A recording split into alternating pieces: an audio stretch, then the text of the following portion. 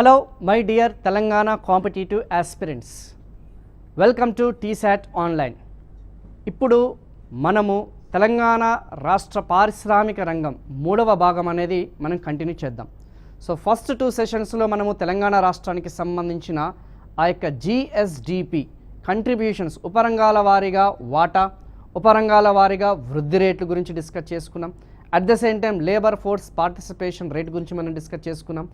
టీజీఐపాస్ గురించి, tea idea గురించి, tea pride గురించి, వాటికి సంబంధించిన ఆ లేటెస్ట్ యాన్యువల్ ఫినాన్షియల్ సర్వేలో మెన్షన్ చేయబడిన మన తెలంగాణ సోషియో ఎకనామిక్ అవుట్లుక్లో మెన్షన్ చేయబడిన అప్డేటెడ్ డాటా కూడా చాలా క్లియర్గా మీకు మెన్షన్ చేయడం జరిగింది.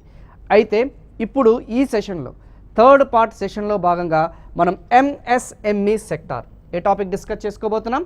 మన తెలంగాణ రాష్ట్రానికి సంబంధించిన ఆ యొక్క ఎంఎస్ఎంఈ సెక్టార్ ఏదైతే ఉందో ఆ యొక్క పరిశ్రమ రంగం, ఎంఎస్ఎంఈ పరిశ్రమ రంగం గురించి మనం డీటెయిల్గా డిస్కస్ చేద్దాం. ఇక్కడ మైక్రో ఇండస్ట్రీ, ఎంఎస్ఎంఈ అంటే ఏంది? Micro industry. మైక్రో ఇండస్ట్రీ అనగా ఇక్కడ సూక్ష్మ పరిశ్రమ కిందకి వస్తుంది. తర్వాత వచ్చేసి స్మాల్ అంటే చిన్న పరిశ్రమ కిందకి వస్తుంది. అండ్ ఎం అంటే మీడియం, మధ్య తరహా పరిశ్రమ. And finally after that one large industries, భారీ పరిశ్రమలు. కానీ మన యొక్క నిర్వచనం ఎంఎస్ఎంఈ అంటే ఎంటర్ప్రైజెస్, పరిశ్రమలు. సో ఈ యొక్క ఎంఎస్ఎంఈ చట్టం ఏదైతే ఉందో, కేంద్ర ప్రభుత్వం ఎంఎస్ఎంఈ చట్టం 2006 ప్రకారం దీనికి నిర్వచనం అనేది చాలా క్లియర్గా మెన్షన్ చేయడం జరిగింది. అయితే కోవిడ్ తర్వాత వీటికి సంబంధించిన నిర్వచనాలు అనేవి కూడా పూర్తి స్థాయిలో మారిపోవడం జరిగింది, చేంజెస్ అనేది తీసుకురావడం జరిగింది. వీళ్ళకి సబ్సిడీస్, ఇన్సెంటివ్స్ అనేది అదనంగా అందాలి అంటే వీటికి సంబంధించిన పెట్టుబడి అనేది ఏదైతే ఉందో, పెట్టుబడి అంటే తెలుసు కదా, ఆ యొక్క ఇన్వెస్ట్మెంట్ లిమిట్స్ అనేది పెంచడం జరిగింది. ఆ టర్న్ ఓవర్ లిమిట్స్ అనేది కూడా మెన్షన్ చేయడం జరిగింది, పెంచడం అనేది జరిగింది. సో వాటి గురించి ఒక బ్రీఫ్గా ఒక 2 మినిట్స్ ఇంట్రడక్షన్ చెప్పడం జరుగుతుంది. సో మీరు జస్ట్ ఏం చేస్తారంటే ఈ యొక్క సూక్ష్మ పరిశ్రమ అనగానే మనకి ఫస్ట్ మన మైండ్లో రావాల్సింది తెలంగాణ రాష్ట్రానికి సంబంధించిన ఆ యొక్క సూక్ష్మ పరిశ్రమకి సంబంధించిన ఆ నిర్వచనం 1 crore ఏదైతే మనం చెప్పుకున్నా ఆ యొక్క పెట్టుబడి ఏదైతే ఉందో, ఏ పరిశ్రమనైనా సరే మన తెలంగాణ రాష్ట్రంలో 1 కోటి రూపాయల కంటే తక్కువ పెట్టుబడి అనేది కలిగి ఉంటే దాన్ని మనం సూక్ష్మ పరిశ్రమ అని చెప్పేసి అంటాం. At the same time turn over కేవలం నిర్వచనం వచ్చేసి పెట్టుబడి ఆధారంగానంటే కాదు, వ్యాపారం ఆ యొక్క సంస్థ ఏదైతే ఉందో, ఆ పరిశ్రమ ఏదైతే ఉందో ఒకవేళ 5 కోట్ల లోపల వ్యాపారం చేస్తే వార్షిక టర్న్ ఓవర్ అంటాం. ఆ వార్షిక టర్న్ ఓవర్ వచ్చేసి 1 crore లోపల ఉంటే దాన్ని మనము సూక్ష్మ పరిశ్రమగా మనం నిర్వచించడం జరుగుతుంది. అది మ్యానుఫ్యాక్చరింగ్ సెక్టార్కి సంబంధించిందైనా సరే, తయారీ రంగానికి సంబంధించిందైనా సరే, సర్వీస్ ఓరియంటెడ్ ఏదైతే పరిశ్రమ అయినా సరే, సర్వీసెస్ అందించినా కానీ లేదంటే మ్యానుఫ్యాక్చరింగ్ అయినా సరే, వాటికి సంబంధించిన నిర్వచనం ఆ యొక్క 1 కోటి లోపల ఉంటే దాన్ని పెట్టుబడి అనేది కలిగి ఉంటే దాన్ని మనం సూక్ష్మ పరిశ్రమ అంటాం. లేదు ఆర్ వాటి యొక్క టర్న్ ఓవర్, వార్షిక టర్న్ ఓవర్ 5 కోట్ల రూపాయల లోపల కలిగి ఉంటే దాన్ని సూక్ష్మ పరిశ్రమ అని చెప్పేసి అంటాం. నెక్స్ట్ వన్ వచ్చేసి చిన్న పరిశ్రమ. చిన్న పరిశ్రమ వచ్చేసి దీనికి కంటిన్యూషన్గానే ఉంటుంది.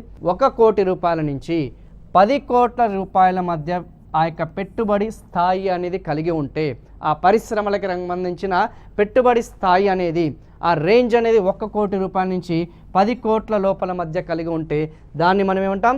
చిన్న పరిశ్రమగా మనం వర్గీకరించడం జరుగుతుంది. రెండవది ఓకేనా, టర్న్ ఓవర్ ఆధారంగా చూసుకుంటే 5 కోట్ల నుంచి 50 crores, 5 crores నుంచి 50 crores ఏదైతే ఉందో ఆ 50 crores మధ్యలో వ్యాపారం అనేది జరిగితే, సో ఇప్పుడు చాలామంది పారిశ్రామికవేత్తలు, చాలామంది కంపెనీసు, ఫ్యాక్టరీసు వాళ్ళ వార్షిక టర్న్ ఓవర్ వచ్చేసి వాళ్ళు ఖచ్చితంగా జిఎస్టీలో చెప్పడం జరుగుతుంది. ఖచ్చితంగా ఏదైతే గవర్నమెంట్ ఆఫ్ ఇండియాకి వాళ్ళు చాలా బిజినెస్ ఎంత చేస్తారని చెప్పేసి ఆ ట్యాక్స్ రిటర్న్స్ అనేది ఏతుందో చాలా క్లియర్గా వాళ్ళు మెన్షన్ చేయడం జరుగుతుంది. సో అదంతా కూడా దీని ఆధారంగానే ఆ వర్గీకరణ చేస్తారు. సార్ ఒకవేళ మరి ఈ యొక్క వర్గీకరణ చేయడం వల్ల ఈ సూక్ష్మ, చిన్న మరియు మధ్య తరహా పరిశ్రమలకి బెనిఫిట్స్ ఏ విధంగా ఉంటాయి, ఆ యొక్క లబ్ధి అనేది ఏ విధంగా ఉంటుందంటే వెరీ సింపుల్, దీనికి సంబంధించింది. సో మరి ఇది ఒక్కసారి మనం కంటిన్యూ చేద్దాం. 50 crores ఏదైతే ఉందో 50 కోట్ల లోపల ఏదైతే మనం చెప్పుకున్న ఆ యొక్క పెట్టుబడి అనేది ఉంటే దాన్ని మనం మధ్య తరహా పరిశ్రమ అని చెప్పేసి అంటాం. అదే మనకి టర్న్ ఓవర్ ఆధారంగా చూసుకుంటే 250 crores లోపల మనకి టర్న్ ఓవర్ అనేది కలిగి ఉంటే, బిలో 250 crores టర్న్ ఓవర్ కలిగి ఉంటే దాన్ని మనం మధ్య తరహా పరిశ్రమ అంటాం. సో ఆబ్వియస్లీ ఇక్కడ మనకి రేంజ్ అనేది చూసుకుంటే 10 to 50 crores వస్తుంది. ఇక్కడ రేంజ్ అనేది చూసుకుంటే దీనికి కంటిన్యూషన్గా 50 crores నుంచి 20 to 50 crores అనేది వస్తుంది. అది కొంచెం చూసుకోండి. ఈ నిర్వచనం అనే దాని మీద పక్కగా ఫోకస్ చేయండి. అందుకే మీకు క్లియర్గా డిజిటల్ బోర్డు మీద రాపించిన, ఎందుకంటే ఇది చదువుకుంటా పోతే మనకి అర్థం కాదు. అందుకే చాలా క్లియర్గా 1 కోటి 5 కోట్లు, 1 కోటి కంటిన్యూస్గా 10 crores, 5 crores కంటిన్యూస్గా 50 crores. సో దీనికి కంటిన్యూషన్గా మీరు దీని మీద ఖచ్చితంగా ఫోకస్ చేయండి. 100% ఎగ్జామినేషన్ మనకి ఎక్కువగా అడిగే ఛాన్సెస్ ఉంది. సో ఎంఎస్ఎంఈ సెక్టార్కి సంబంధించిన బేసిక్ ఆ యొక్క డెఫినేషన్స్ అనే దాని మీద మనం కాన్సన్ట్రేట్ చేసినాం. ఇప్పుడు మన తెలంగాణ రాష్ట్రానికి సంబంధించిన ఆ యొక్క ఏదైతుందో దాని మీద మనం కొంచెం ఫోకస్ చేద్దాం.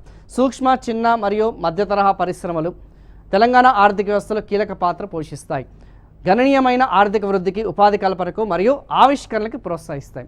మీరు ఒక్కసారి క్లోజ్గా అబ్జర్వ్ చేస్తే భారతదేశంలో అయినా సరే, మన తెలంగాణ రాష్ట్రంలో సరే అత్యధికంగా ఏ వర్గమైన, ఏ రకమైన పరిశ్రమలు కలిగి ఉన్నాయి అని మీరు అనుకుంటే అది ఎంఎస్ఎంఈ సెక్టారే. దాదాపు 90%, దాదాపు 90% పరిశ్రమలు వచ్చేసి మన తెలంగాణ రాష్ట్రంలో ఎంఎస్ఎంఈ సెక్టార్కి సంబంధించినవే. ఎందుకంటే ఎక్కువ స్థాయికి చూసుకుంటే మనకి ఎస్పెషలీ సెమీ అర్బన్ ఏరియాస్, పాక్షిక పట్టణ ప్రాంతాల్లో కానీ, రూరల్ ఏరియాస్ మండల స్థాయిలో కానీ అధిక స్థాయిలో ఈ సూక్ష్మ పరిశ్రమలు అనేది ఎక్కువగా స్థాపించడం జరుగుతుంది. ఎందుకు? జనరల్గా చూసుకుంటే ఎవరైనా సరే వ్యాపారం చేయాలి అనుకుంటే, ఎవరైనా నూతనంగా ఆ యొక్క బిజినెస్ కానీ, ఆ ట్రేడ్ కానీ, మ్యానుఫ్యాక్చరింగ్ సెక్టార్లో కానీ, సర్వీస్ ఓరియంటెడ్ ప్రోడక్ట్స్లో ఎవరైనా ఎంటర్ అవ్వాలనుకుంటే చిన్న స్థాయిలో, ఓకేనా, ఎవరైతే ఎడ్యుకేటెడ్ యూత్ ఎవరైతే ఉన్నారో, ఎడ్యుకేటెడ్ పర్సన్స్ ఎవరైతే ఉన్నారో, ఫస్ట్ ఎంట్రీ లెవెల్గా వాళ్ళకున్న ఒక ఆప్షన్ వచ్చేసి మైక్రో ఇండస్ట్రీస్. ఖచ్చితంగా సూక్ష్మ పరిశ్రమల మీదనే అధిక జనాభా, అధిక వర్గం వచ్చేసి ఎక్కువ ఆ కేటగిరీ వాళ్ళు అధికంగా ఉంటారు. కాబట్టి ఎక్కువ స్థాయిలో మైక్రో ఇండస్ట్రీస్ అనేది మన తెలంగాణ రాష్ట్రంలో స్థాపించడం జరుగుతుంది. సెకండ్ కేటగిరీ వచ్చేసి స్మాల్ ఇండస్ట్రీస్, చిన్న పరిశ్రమలు, ఎందుకంటే పెట్టుబడి స్థాయి అనేది ఎక్కువ ఉంటుంది. థర్డ్ వన్ వచ్చేసి మీడియం ఇండస్ట్రీస్ అనేది కొంచెం ఆ యొక్క తక్కువ స్థాయిలో వాళ్ళు ఏర్పాటు చేయడం జరుగుతుంది. ఫైనలీ లార్జ్ ఇండస్ట్రీస్, భారీ పరిశ్రమలు ఏదైతున్నాయో చాలా మైక్రో లెవెల్లో ఆ యొక్క 5%, 6% మాత్రమే ఆ పరిశ్రమలు అనేది మన తెలంగాణ రాష్ట్రంలో స్థాపించడం జరుగుతుంది. బట్ మ్యాక్సిమం చూసుకుంటే పెట్టుబడి స్థాయి తక్కువ ఉన్న, టర్నోవర్ తక్కువ ఉన్న పరిశ్రమలే మన తెలంగాణ రాష్ట్రంలో అధిక స్థాయిలో ఏర్పాటు చేశారన్న సంగతి గుర్తుపెట్టుకున్నాం. సో వారు రాష్ట్ర జీడిపి మరియు ఎగుమతులకు గణనీయంగా దోహదపడతాయి, విస్తృతమైన ఉపాధి అవకాశాలు కల్పిస్తాయి. ఈ లార్జ్ ఏదైతే మనం చెప్పుకున్న ఎంఎస్ఎంఈ సెక్టార్ ఏదైతే ఉందో, ఆ ఎంఎస్ఎంఈ సెక్టార్కి సంబంధించిన ఆ యొక్క పరిశ్రమలన్నీ కూడా చూసుకుంటే భారీ స్థాయిలో ఏర్పాటు చేస్తారు. దీనివల్ల మనకున్న ఉపయోగం ఏంది? ఏదైతే మనం చెప్పుకున్న గ్రామీణ ప్రాంతాల నుంచి ఇప్పుడు ఉపాధి కోసం, ఉద్యోగ అవకాశాల కోసం చాలామంది యువత కానీ, చాలామంది మధ్య వయస్కులు కానీ వాళ్ళందరూ కూడా గ్రామీణ ప్రాంతాల నుంచి పట్టణ ప్రాంతాలకి వలస వెళ్ళడం జరుగుతుంది. ఆ వలసలను మనం నివారించాలి, ప్రివెంట్ చేయాలి. ఎందుకు? అర్బన్ ఏరియాస్లో, హైదరాబాద్ లాంటి మహానగరాల్లో పాపులేషన్ డెన్సిటీ అనేది హైగా ఉంటుంది. సో అందరికీ కూడా బేసిక్ ఎమ్యూనిటీస్, బేసిక్ ఫెసిలిటీస్ కూడా లేని పరిస్థితులు కొన్ని స్లమ్ ఏరియాస్, కొన్ని ఆ యొక్క మురికి వాడల ప్రాంతాలు అనేది కలిగి ఉన్నాయి.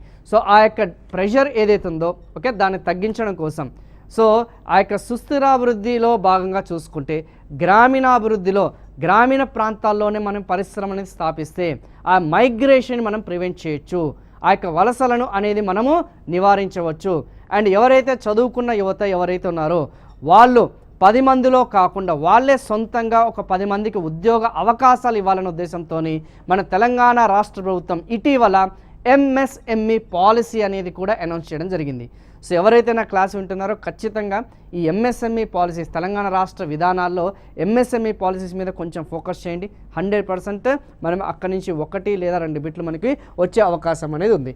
సో దీనికి తగ్గట్టుగా ఎంఎస్ఎంఈ సెక్టార్కి ఇన్ఫ్రాస్ట్రక్చర్ ఫెసిలిటీస్ అందించడం కోసం, మౌలిక సదుపాయాలు కల్పించడం కోసం మన తెలంగాణ గవర్నమెంట్, తెలంగాణకి సంబంధించిన, తెలంగాణ స్టేట్కి సంబంధించిన ఇండస్ట్రియల్ ఇన్వెస్ట్మెంట్ కార్పొరేషన్, ఇది పారిశ్రామిక కేంద్రాలని, పారిశ్రామిక సెంటర్స్ ఏదైతున్నాయో ఇండస్ట్రియల్ సెంటర్స్కి కావాల్సిన ఆ యొక్క ఇన్ఫ్రాస్ట్రక్చర్ అంతా కూడా ప్రొవైడ్ చేయడం జరుగుతుంది.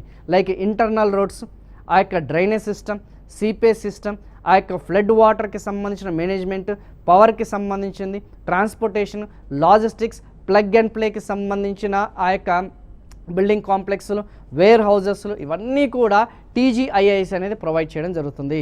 సో దానికి కొన్ని ఛార్జెస్ అనేది గవర్నమెంట్ వచ్చేసి వేస్తుంది. సో ఆ ఛార్జెస్ అంటే ప్రైవేట్ పెట్టుబడుల యొక్క సహకారంతో ఈ TGIIS ఏం చేస్తుందంటే రాష్ట్రంలో ఆ పెట్టుబడులు ఎవరైతే ఆసక్తి ఉన్నారో కొన్ని మేము పారిశ్రామిక వాడలు ఏదైతే పారిశ్రామిక కేంద్రాలు ఏర్పాటు చేస్తాం, దానికి తగ్గట్టుగానే మేము భూమి అనేది కూడా మీకు సబ్సిడీ ఇస్తాం, రాయితీ ఇస్తామని చెప్పేసి MSME పాలసీ అనేది ప్రకటించింది. దాని మీద మీరు కొంచెం ఫోకస్ చేయండి. ఓకేనా? Now coming to the facts. ఇప్పుడు మనం కొంచెం ఫ్యాక్ట్స్కి వచ్చేద్దాం. సో జనరల్గా ఇప్పటివరకు చెప్పిందంతా కూడా బేసిక్ ఇన్ఫర్మేషన్ అనేది ఏదైతుందో ఆ యొక్క నిర్వచనం, ఆ యొక్క పరిచయం అనేది చేశాను MSME రంగానికి సంబంధించి. ఇప్పుడు చూద్దాం 2020, 2021 మరియు 2023 అంటే ఈ 3 ఇయర్స్ పీరియడ్ ఏదైతుందో ఈ 3 సంవత్సరాల కాలంలో తెలంగాణలో మొత్తం నమోదిత MSMEలు యూనిట్ల సంఖ్య ఈ 3 ఇయర్స్లో మొత్తంగా చూసుకుంటే MSME యూనిట్స్ అనేది ఎన్ని రిజిస్టర్ అయినాయి? 9,21,883. ప్లీజ్ ఖచ్చితంగా ఫ్యాక్చువల్ డాటా ఆధారంగా, వాస్తవిక ఏదైతే మనం చెప్పుకున్న సమాచారం ఆధారంగా ఒకవేళ డాటా రిలేటెడ్ క్వశ్చన్స్ అనేది అడిగితే ఖచ్చితంగా ఇలాంటి క్వశ్చన్స్ మీద ఓకేనా, ఇలాంటి క్వశ్చన్స్ వచ్చే అవకాశాలు అనేది ఉన్నాయి. పర్టికులర్లీ మ్యాథ్స్ ద ఫాలోయింగ్ లాంటి ఎగ్జామినేషన్స్ కానీ స్టేట్మెంట్స్ రూపంలో ఇలాంటి ఆప్షన్స్ అనేది ఇస్తుంటారు. అది కొంచెం చూసుకోండి. 9,21,000, 8,50,000, 7,70,000 ఇలాంటి ఆప్షన్స్ ఇస్తుంటాడు, కొంచెం చూసుకోండి. అయితే మన MSME సెక్టార్కి సంబంధించిన ఒక రిజిస్టర్ పోర్టల్ ఆల్రెడీ మీరందరూ కూడా ఇండియన్ బడ్జెట్ ఏదైతే ఉందో ఎకనామిక్ సర్వేలో ఖచ్చితంగా ఉద్యమ్ పోర్టల్ గురించి మీరు వినే ఉంటారు. ఆ ఉద్యమ్ పోర్టల్లో మన తెలంగాణ రాష్ట్రం నుంచి నమోదిత MSMEs అనేది చాలా క్లియర్గా తయారీ రంగానికి సంబంధించింది ఏదైతే ఉందో అవి కూడా చాలా క్లియర్గా 1,90,069 అని చెప్పేసి చాలా క్లియర్గా మెన్షన్ చేయడం జరిగింది. సో ఇది కొంచెం గుర్తుపెట్టుకోవడానికి ప్రయత్నించండి. తయారీ రంగానికి సంబంధించింది అయితే 1,90,000, అదే సేవా రంగానికి సంబంధించింది అయితే 7,31,000 ఏదైతే 214 యూనిట్లు. అంటే అధిక శాతంలో ఈ MSME సెక్టార్ ఏదైతే ఉందో అధిక శాతంలో ఈ సూక్ష్మ, చిన్న, మధ్య తరహా పరిశ్రమలు 2 రకాలని చెప్పాను మీకు, ఆల్రెడీ చెప్పా, గుర్తుందా లేదా? తయారీ రంగంలో ఈ పరిశ్రమలు ఏర్పాటు చేస్తారు, మ్యానుఫ్యాక్చరింగ్ సెక్టర్ అంటాం, ఓకేనా, ఉత్పత్తి రంగం అంటాం. ఇది కాకుండా సేవా రంగం, సర్వీస్ ఓరియంటెడ్ ఏదైతే ఉందో సేవా రంగం ఏదైతే సేవలు అందించే ఆ యొక్క ప్రోడక్ట్స్ అందించే సర్వీస్ ప్రోడక్ట్స్ అందించే ఆ యొక్క ఫ్యాక్టరీస్, కంపెనీస్ కూడా ఉన్నాయి. లైక్ టెలికమ్యూనికేషన్ తీసుకోండి, ట్రాన్స్పోర్టేషన్ తీసుకోండి, DTH తీసుకోండి, ఏదైతే మనం చెప్పుకున్న టెలికామ్ ఆపరేటర్స్, ఓకేనా, హాస్పిటాలిటీ, ఏదైతే టూరిజం, ఇవన్నీ కూడా సర్వీస్ ఓరియంటెడ్. మరి మ్యానుఫ్యాక్చరింగ్ అంటే డ్యూరబుల్ గుడ్స్, తయారీ రంగానికి సంబంధించినవి, మన్నిక వస్తువులు, మన్నిక లేని వస్తువులు, లైక్ మన వస్త్రాలు కానీ, యూటెన్సిల్స్ కానీ, గూడ్స్ కానీ, మన రెగ్యులర్గా షాప్లో దొరికే ఏదైతే ఐటమ్స్ అన్నీ కూడా మనకి తయారీ రంగానికి కిందకి వస్తుంది. ఏసీలు, ఫ్రిడ్జ్లు, ఎక్సెట్రా. అత్యధికంగా ఏ రంగంలో ఆ యొక్క పరిశ్రమలు అనేది ఏర్పాటు చేశారు? దాదాపు చూసుకుంటే 7,31,211 పరిశ్రమలు వచ్చేసి సేవా రంగంలో చాలా క్లియర్గా వాళ్ళు ఏర్పాటు చేయడం జరిగింది. అదే మనం చెప్పుకునే ఆ యొక్క దీంట్లో చూసుకుంటే 1,70,000 పరిశ్రమలు కూడా ఈ ప్రాంతంలో మన తెలంగాణ రాష్ట్రంలో ఏర్పాటు చేయడం జరిగింది. సో అధిక స్థాయిలో చూసుకుంటే సేవా రంగంలో ఉన్నాయి ఈ ఎంటర్ప్రైజ్ అనేది నమోదైన సంగతి గుర్తుపెట్టుకోండి. అయితే ఇప్పుడు మొత్తం MSMEs ఎన్ని మొత్తంగా చూసుకుంటే 9,21,000. సో ఇప్పటి వరకు అత్యధికంగా సేవా రంగంలో ఎక్కువగా రిజిస్టర్ అయినాయా, అత్యధికంగా మ్యానుఫ్యాక్చరింగ్ రంగంలో రిజిస్టర్ అయినాయా, తయారీ రంగంలో రిజిస్టర్ అనేది ఒక క్లారిటీ అనేది ఇచ్చిన. అయితే ఇప్పుడు వర్గీకరణ అనేది కొంచెం చేంజ్ చేద్దాం. ఆ యొక్క ఏదైతే మనం చెప్పుకున్న కేటగరైజేషన్లో మనం కొంచెం మార్పులు అనేది చేద్దాం. ఆ కేటగరైజేషన్లో చూసుకుంటే ఈ 9,21,000 ఏదైతే మనం చెప్పుకున్న ఆ యొక్క ఏదైతే పరిశ్రమలు ఏదైతున్నాయో 9,21,000 అనేది ఏదైతుందో 9,21,000 MSME సెక్టార్లో మైక్రో ఇండస్ట్రీస్ అనేది అధికంగా ఉన్నాయా, స్మాల్ ఇండస్ట్రీస్ చిన్న పరిశ్రమలు అధికంగా ఉన్నాయా, ఏదైతే మనం చెప్పుకున్న మీడియం ఇండస్ట్రీస్ ఏదైతే ఎంటర్ప్రైజెస్ అనేది అధికంగా ఉన్నాయా? ఇక్కడ మీరు క్లోజ్గా అబ్జర్వ్ చేస్తే దాదాపు 8,92,000 సూక్ష్మ సంస్థలు ఆర్ ఎంటర్ప్రైజెస్ కనిపిస్తుందా లేదా? అండ్ చిన్న తరహా పరిశ్రమలు ఏదైతున్నాయో అవి వచ్చేసరికి 26,708.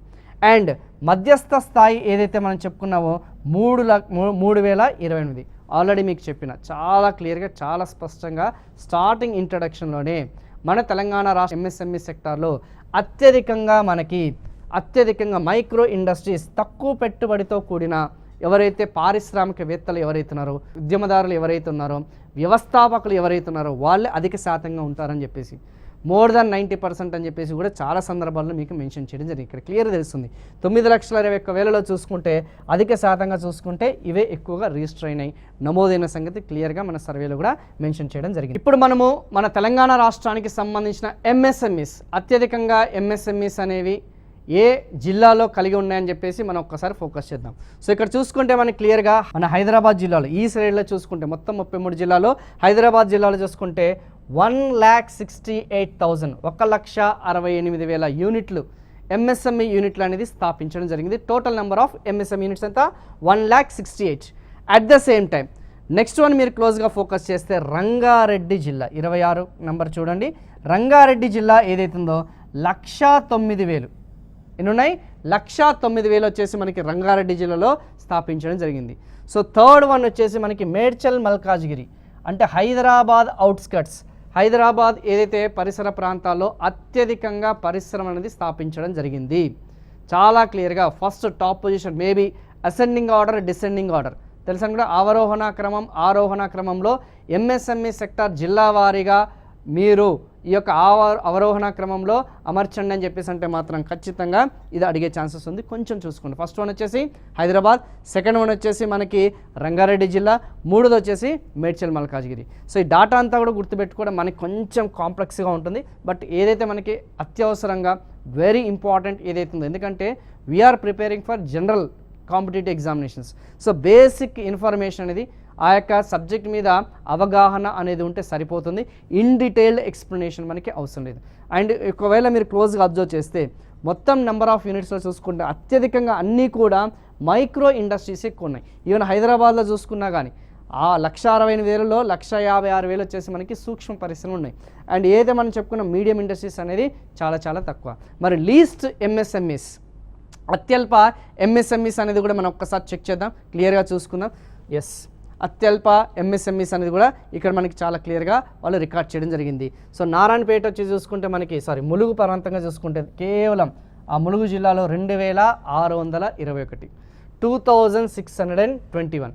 So Hyderabad has the highest number of MSMEs and Mulugu జిల్లా వచ్చేసరికి లీస్ట్ నెంబర్ ఆఫ్ ఎంఎస్ఎంఈస్ అనేది రికార్డ్ అయింది. ఎందుకంటే నూతనంగా ఏర్పడిన జిల్లాలు కాబట్టి ఉమ్మడి జిల్లాలో చూసుకుంటే అవన్నీ కూడా వేరే రకంగా ఉన్నాయి. బట్ ఎప్పుడైతే మనకి బైఫర్కేషన్ ఆఫ్ డిస్ట్రిక్ట్స్ అనేది జరిగిందో కొంచెం లెక్కలు అనేది ఎంఎస్ఎంఈ ఉద్యమ పోర్టల్లో వాటికి సంబంధించిన నమోదిత ఏదైతే కావాల్సిన ఎంఎస్ఎంఈస్ అనేది కూడా కొంచెం స్కాటర్ అనేది అది ఒకసారి చూసుకోండి. ఓకేనా? ఎస్, ఇప్పుడు జిల్లాల వారీగా అనేది మనం చాలా క్లియర్గా మనం డిస్కస్ చేసుకోవడం జరిగింది. నెక్స్ట్ వన్ టీజీఐఐసి, తెలంగాణకి సంబంధించిన ఇండస్ట్రియల్ ఇన్వెస్ట్మెంట్ కార్పొరేషన్, టీజీఐఐసి. ఓకేనా? ఇప్పుడు ఎవరైనా సరే మన తెలంగాణ రాష్ట్రంలో పెట్టుబడులు అనేది గమ్యస్థానంగా మారాలి అంటే, పెట్టుబడులు అనేది ఆకర్షించాలంటే ఏ పారిశ్రామికవేత్త అయినా సరే ఏం ఆలోచిస్తాడు?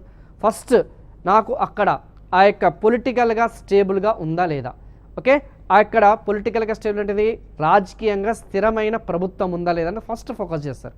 తర్వాత సెకండరీ థింగ్ వచ్చేసరికి ఆ యొక్క పరిశ్రమలు ఏర్పాటు చేయడానికి కావాల్సిన నాకు మానవ వనరులు అంటే హ్యూమన్ క్యాపిటల్, స్కిల్డ్ లేబర్ ఎవరైతే ఉన్నారో నైపుణ్యం గల కార్మికులు ఉన్నారా లేరా అనేది ఫస్ట్ చూసుకుంటారు.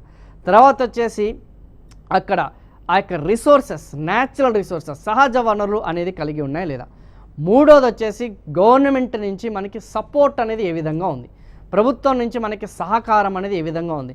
వీళ్ళు రెడ్ కార్పెట్ వేస్తున్నారా లేదంటే ముళ్ళ కార్పెట్ వేస్తున్నారా, పరిశ్రమల్ని వీళ్ళు అట్రాక్ట్ చేసే పాలసీస్ ఉన్నాయా, పరిశ్రమల్ని వీళ్ళు రిజెక్ట్ చేసే పాలసీస్ ఉన్నాయి. ఇది మూడోది చూస్తారు. అలా చూసుకుంటే మనకి పరిశ్రమలన్నీ కూడా చూసుకుంటే తెలంగాణ రాష్ట్రంలో రెడ్ కార్పెట్ అనేది వేస్తున్నాము. ఆల్రెడీ దావోస్ నుంచి 40,000 కోట్లు వరల్డ్ ఎకనామిక్ ఫోరం కింద సీఎం రేవంత్ రెడ్డి గారు మొన్న రీసెంట్గా అటెండ్ అయ్యి 40,000 కోట్ల విదేశీ పెట్టుబడులు అనేది మన తెలంగాణ రాష్ట్రానికి తీసుకురావడం జరిగింది. అది కొంచెం మీకు క్లియర్గా చెప్తున్నా. సో ఎక్కువగా చూసుకుంటే వీఆర్ ఇన్వైటింగ్ దెమ్.